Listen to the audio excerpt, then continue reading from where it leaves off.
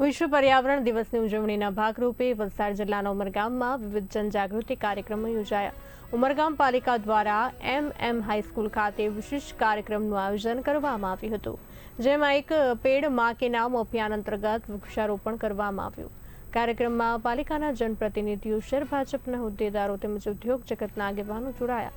આ પ્રસંગે ઉમરગામ પાલિકાના પ્રમુખે નાગરિકોને સિંગલ યુઝ પ્લાસ્ટિકનો ઉપયોગ ટાળવાને જાહેર સ્થળોએ કચરો ન ફેંકવા અપીલ કરી।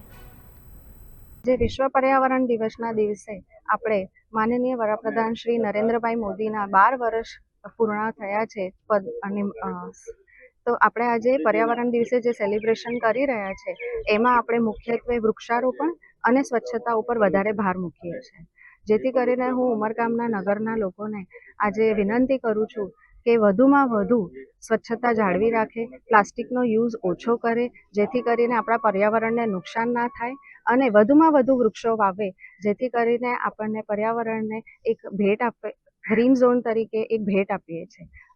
આજરોજ પર્યાવરણ દિવસ નિમિત્તે જે ભારત દેશમાં પૂરું જે અભિયાન ચાલી રહ્યું છે, ત્યારે હું એટલું કહીશ કે જે ખરેખર આપણો નગર હોય કે પૂરો ભારત દેશ હોય એ પ્લાસ્ટિક વિહોણો થવું જોઈએ।